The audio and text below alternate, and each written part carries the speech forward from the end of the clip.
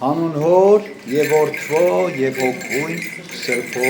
ամեն։ Այսօր Ծաղկազարդ է։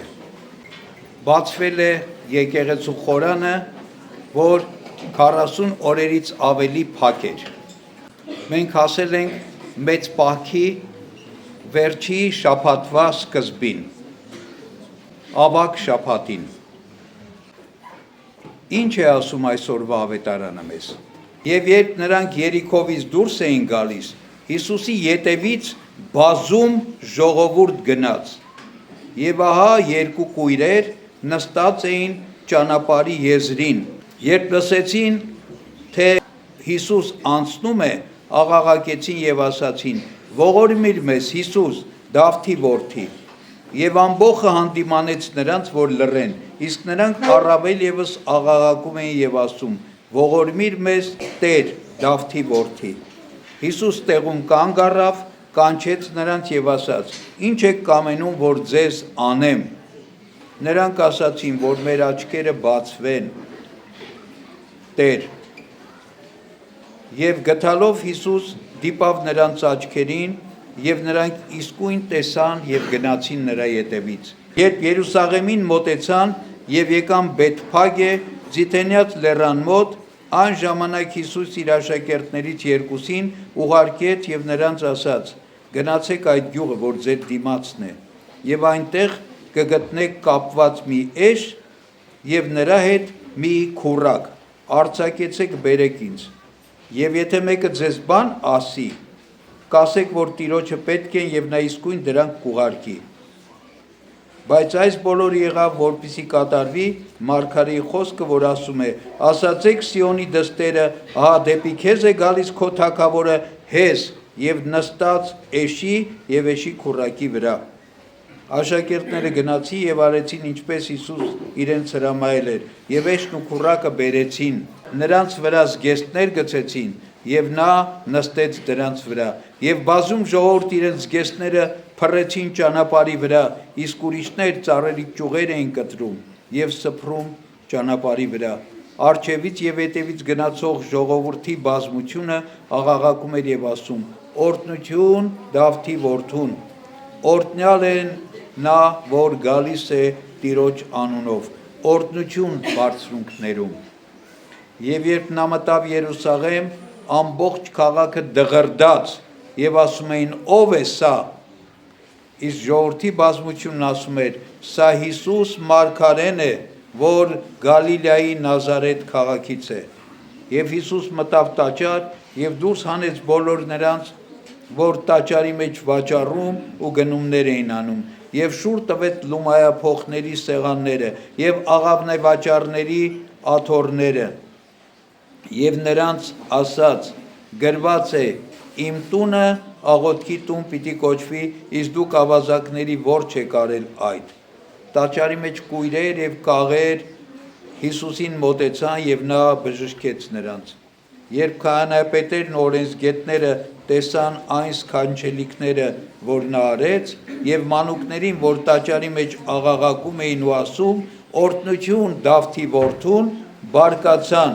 եւ ասացին նրան. «Լսում ես, դրանք ինչ են ասում»։ Հիսուս նրանց ասաց. «Այո, դուք չեք կարդացել, թե երեխաների եւ ծծկերների բերանով օրհնություն կատարեցիր»։ Եվ նրանց թողնելով ելավ քաղաքից դուրս դեպի Բեթանիա եւ այնտեղ գիշերեց։ Ահա Մատթեոսի ավետարանը մեզ ներկայացնում է Քրիստոսի մուտքը Երուսաղեմ, վերջին մուտքը Երուսաղեմ իր հարությունից ուղիղ մեկ շաբաթ առաջ։ Իր հարությունից մեկ շաբաթ առաջ Քրիստոս մտնում էր Երուսաղեմ։ Ինչպես էր մտնում։ Փառահեղ էր մտնում։ Տեսանք, ժողովրդի մեծ բազմություն էր ուղեկցում Հիսուսին եւ աղաղակում էին. «Օրհնություն Դավթի որդուն, օրհնություն նրան, որ գալիս է, օրհնություն Թագավորին»։ Բացի Քրիստոսից ոչ մեկը չգիտեր, թե Քրիստոսն ինչու է մտնում Երուսաղեմ։ Թեև աշակերտներին բազում անգամ ասել էր, անմիջապես է մտնելուց առաջ ասել էր, բայց աշակերտներն էլ չէին հասկանում ինչա կատարվում։ Հիսուսն ասել էր. Երուսաղեմ եմ բարձրանալու, այնտեղ ինձ պիտի մատնեն հրյաների ձեռքը, պիտի անարգեն, պիտի ծաղրեն, պիտի անպատվեն, պիտի թքեն, պիտի չարչարեն և խաչը պիտի հանեն, պիտի սպանեն, գերեզման պիտի մտնեն, բայց երրորդ օրը հարություն պիտի առնեն։ Քրիստոսն այս բաները ասել էր և ասում էր, և ինքն էլ գիտեր։ Ավետարաններում բազմաթիվ տեղեր կա, երբ Հիսուսի հակառակորդներն ուզեցան Հիսուսին քարկոծել, ուզեցին բռնել, ուզեցին Քրիստոսին նեղել, բայց ամեն տեղից ասում է Հիսուս խույս տվեց, անցավ գնաց։ Թույլ չտվեց, որ իրեն բռնեն։ Այստեղ ինքը հատուկ գնում է ընդառաջ։ Ուզում էին սպանել քարկոծելով, Հիսուս թույլ չտվեց, ինքը անցավ, բայց հիմա ժամանակն էր, և Հիսուսն ինքն է գնում ընդառաջ։ Գնում է ընդառաջ իր մահվան, գնում է ընդառաջ իր չարչարանքների, գնում է ընդառաջ իր խաչելության։ Հիսուսի երկրային կյանքի վերջին շաբաթն է սա։ Եվ այդ վերջին շաբաթվա ընթացքում պիտի իրագործվեր, իրականանար այն մեծ առաքելությունը, ինչի համար Աստված երկինքը թողեց և իջավ երկիր, մարմին առավ, մարդացավ։ Ինչ էր այդ առաքելությունը։ Մարդ Արարածի փրկությունը։ Ինչպես պիտի լիներ մարդ Արարածի փրկությունը։ Անմեղ մարդու զոհաբերությամբ, Քրիստոսի զոհաբերությամբ։ Անմեղը պիտի զոհաբերվեր մեղավորներիս փրկության համար։ Եվ այդ բանը պիտի տեղի ունենար Երուսաղեմում, և Քրիստոս գնում էր դրան։ Ինչպես էր գնում, ցնծության աղաղակներով էր գնում, փառաբանության աղաղակներով էր գնում, մեծարանքով էր գնում։ Ասում ենք ծաղկազարդ, ինչ է ծաղկազարդը։ Մարդիկ ասում է դալար, ոստեր, ճյուղեր, կանաչություններ էին շաղ տալիս Հիսուսի ոտքերի առաջ։ Իրենց հանդերձներն էին տարածում Հիսուսի ոտքերի առաջ, այսինքն ընդունում էին որպես հաղթական թագավոր։ Այո, իսկապես, որովհետև Հիսուս հաղթական թագավոր էր։ Բայց իր հաղթանակը այս աշխարհի պատկերացրած ձևով չէր։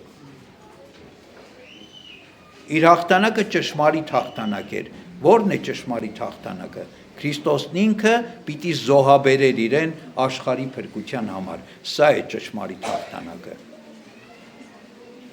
Այս անգամ այս խորհրդի մասին, որ մտածում էի, Քրիստոսի մուտքը Երուսաղեմ, ծաղկազարդի, մի մտածում էլ ունեցա։ Քրիստոսի մուտքը Երուսաղեմ և վերջին շաբաթվա կյանքը մինչև հարություն նման է մարդուն, մեր կյանքերին։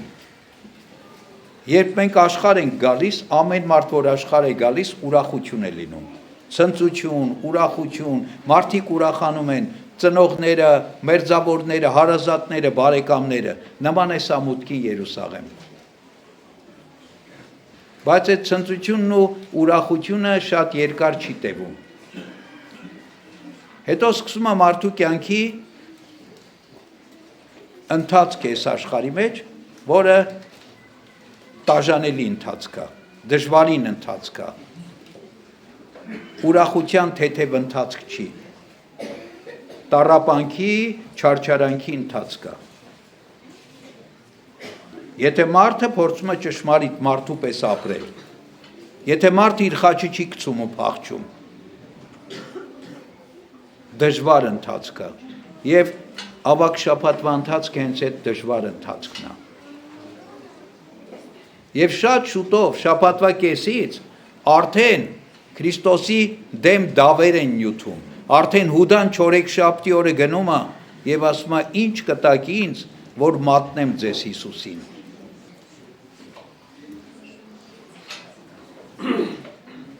Ծանր փորձություն, որ ամեն մի մարդու կյանքում պատահում է։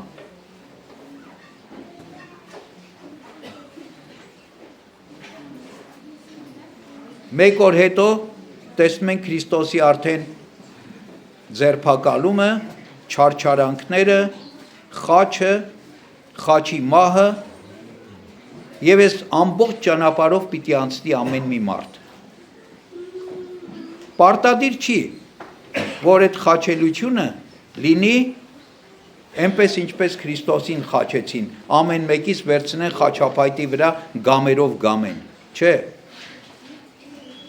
Քրիստոսն ասեց, մինչև դուք ձեր խաչը չվերցնեք եւ իմ ետևից չգաք, ինձ արժանի չեք, երկնքի արքայություն չեք մտնելու։ Այսինքն ամեն մարդ պիտի իր կյանքում անցնի այս տառապանքի, չարչարանքի ճամփան, որը մարդուն բարձրացնում է, որը մարդուն վեհացնում է, որը մարդուն ազնվացնում է, որը մարդուն սրբում, մաքրում, դարձնում է այնպիսին, ինչպիսին Աստված է ուզում լինի մարդ։ Իսկ ինչ է ուզում մարդ մեզանից։ Աստված ուզում է մեր կատարյալ լինելը, մեր սուրբ լինելը, մեր իր նման լինելը։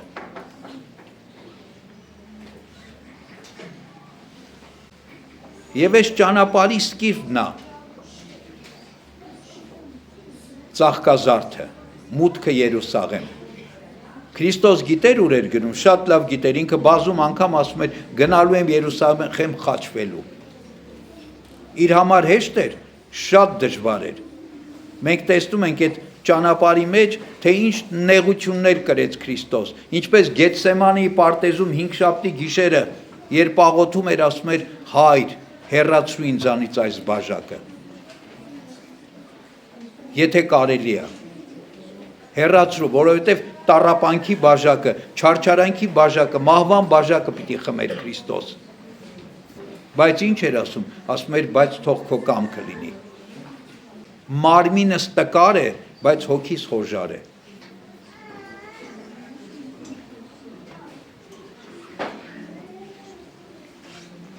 Մեր բոլորի մարմիններն են տկար առավել։ Պիտի զորանանք հոգով, որ մեր հոգին հոժար լինի։ Հոգին հոժար լինի գնալու Քրիստոսի հետևից, գնալու այդ խաչի ճանապարհը, բարձրանալու Գողգոթա,